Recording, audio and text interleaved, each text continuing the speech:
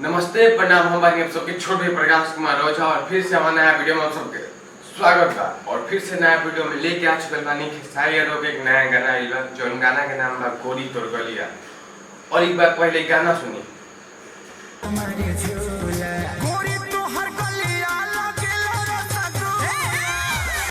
और ये बात कही गाना के बाद तो गाना और पूना फिल्म से आई बा, जेकर अखिलेश कश्यप के कंपनी है पूना फिल्म।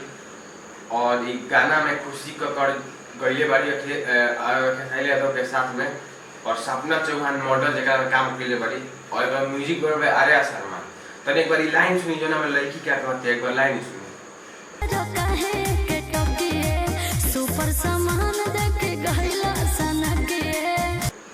और खुशी कक्कड़ के आवाज जो गाना सुनी है, खुशी कक्कड़ के आवाज में लड़की गईले भी खुशी कक्कड़ जो बड़ी। और ये लाइन सुनी हम खेसारी यादव ये गाना में क्या कहता है, एक बार लाइन देखिए। डाइन हइसगारे हे गरीब के उधार करता हो। और बात करी गाना के बाद तो गाना डांस वाला भाई एकदम मस्त गाना, कुछ काटे लायक नहीं है, एकदम अच्छा गाना भाई। और अखिलेश कश्यप लिख रहे बड़े अपन कलम से। और ये गाना में हमारा हॉई लाइन बहुत अच्छा लगा। और हॉई लाइन सुनी हम खेसारी यादव ये गाना में कहता है, एक बार हॉई लाइन देखिए।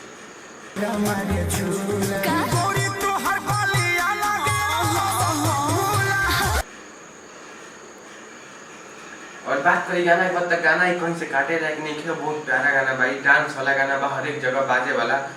और ये गाना खेसारी यादव के जब हम वीडियो बनाओ थी 1 मिलियन चली गई बा, 1.2 कुछ चली गई बा लाख मिलियन। और कमेंट बताई गाना खेसारी यादव के कर अच्छा लागल, और जरा भी अच्छा लगा कमेंट करो। खेसारी यादव के जो भी फैन बा चली धन्यवाद, मिया तनी से नया वीडियो में लेके तब तक।